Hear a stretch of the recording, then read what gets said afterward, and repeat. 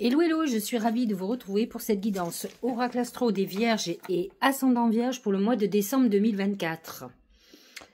Aujourd'hui, 1er décembre, nous sommes en pleine saison du Sagittaire. Il faut savoir que le Sagittaire est en carré, c'est-à-dire qu'il est en tension avec la Vierge.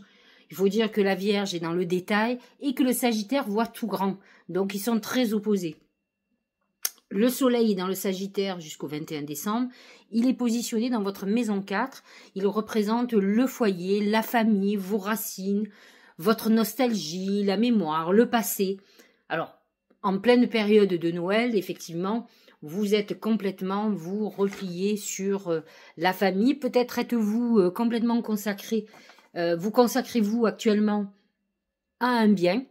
Peut-être un bien que vous voulez acheter, que vous voulez rénover, que vous voulez transformer, un bien qui est pour la famille. Mercure est dans le Sagittaire, lui aussi concentré sur ce thème familial, vos racines, les parents, vos enfants, votre couple, tout ce qui concerne la famille et le lieu où on vit.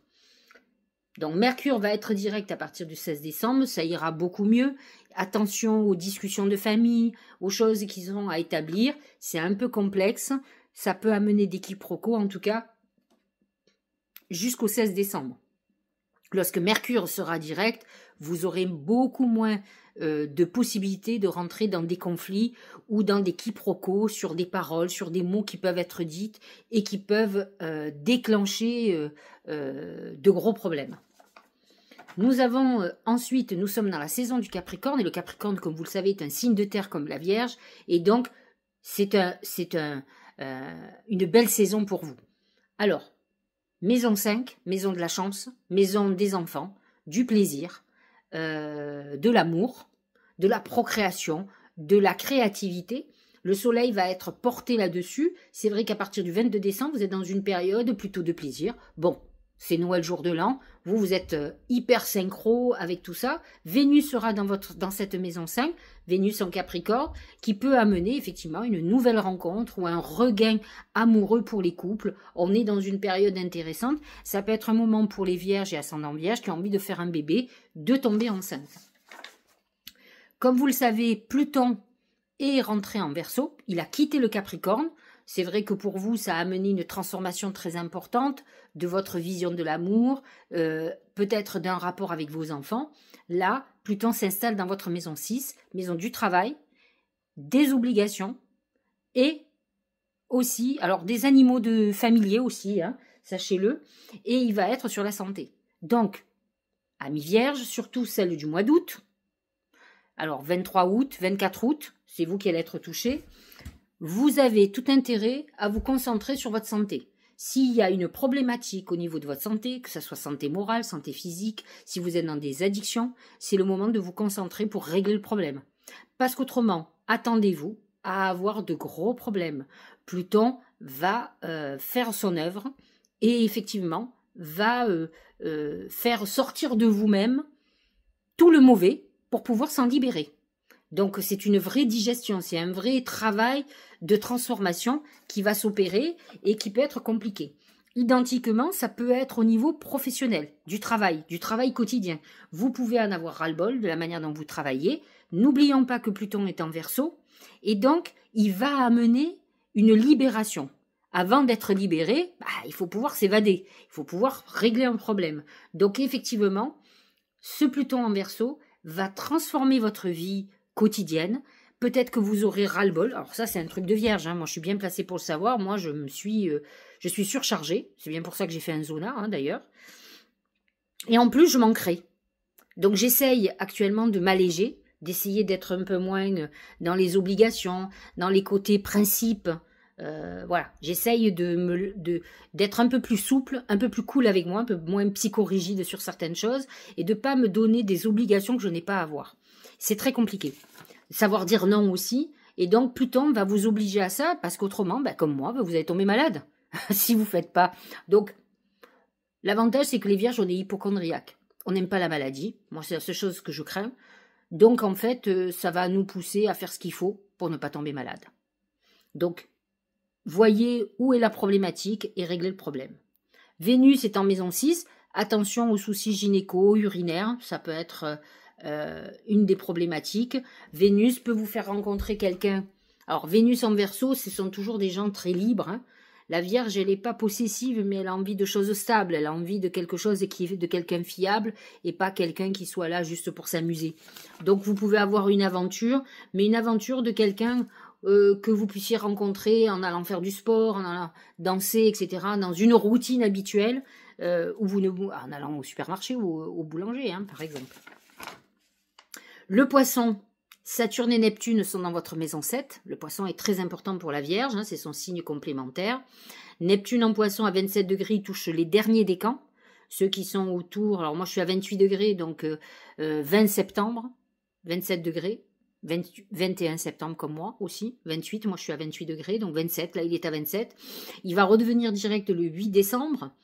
Positionné dans la maison 7, il a pu amener quelques difficultés au niveau relationnel, du couple, d'associés.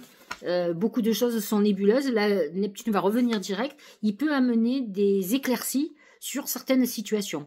De toute façon, Saturne était déjà positionné dans cette maison. Alors, il faut savoir que pour les couples, lorsque Saturne passe dans ce truc, ça passe ou ça casse. On peut être dans une période très fébrile où on parle même de rupture. Maintenant, si vous êtes dans une phase où vous allez vous engager, Saturne peut vous engager pour la vie. Parce il vous amène dans le temps.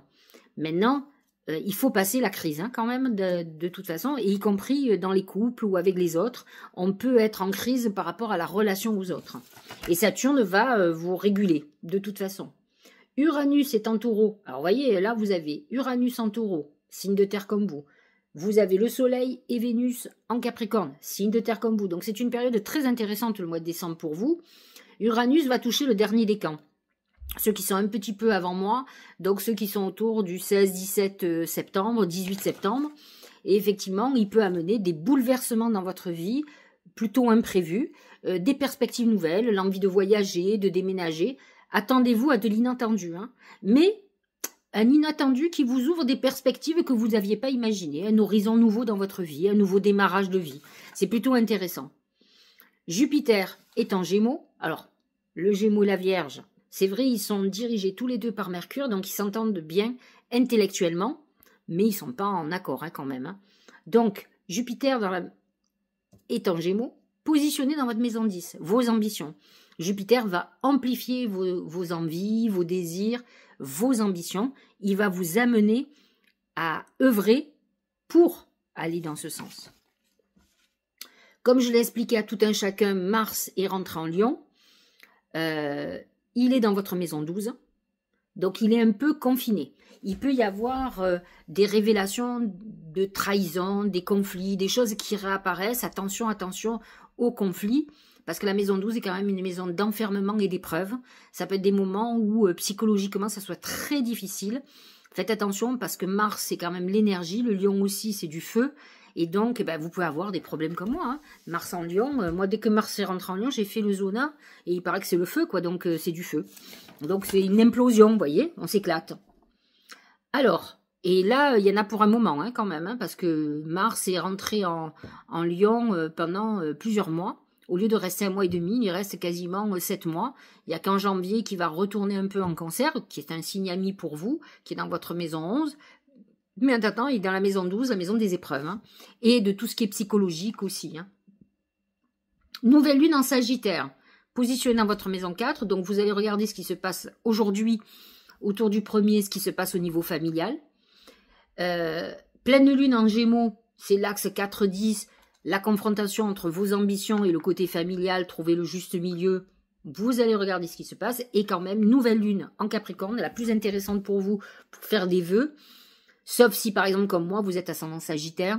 Donc la nouvelle lune est importante et la pleine lune aussi. Mais autrement, ou si vous avez la lune en Sagittaire, comme moi aussi. Nouvelle lune en Capricorne, positionnée dans votre maison 5, mais sont de chance. Donc c'est une nouvelle lune où il faut absolument faire des vœux. Déjà, tout le monde doit faire des vœux à la nouvelle lune du Capricorne parce que c'est un peu celle qui représente nos vœux, vous savez, nos intentions de nouvelle année, qu'on ne tient jamais d'ailleurs, mais là où on va travailler tout ce qu'on désire pour l'année 2025.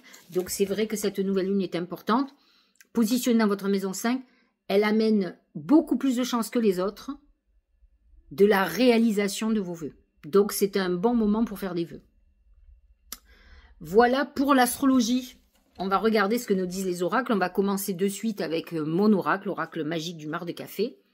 Et c'est l'écureuil. Je trouve que l'écureuil représente bien la Vierge. Alors, il y a Vierge sage et Vierge folle. La Vierge sage, elle économise. Alors, il y en a qui sont très radins. C'est pas mon cas. Moi, je suis plutôt économe. Mais j'ai des crises de dépenses. Mais il y a beaucoup de Vierges folles que je connais qui ont toujours des découvertes et qui ont toujours des problèmes d'argent.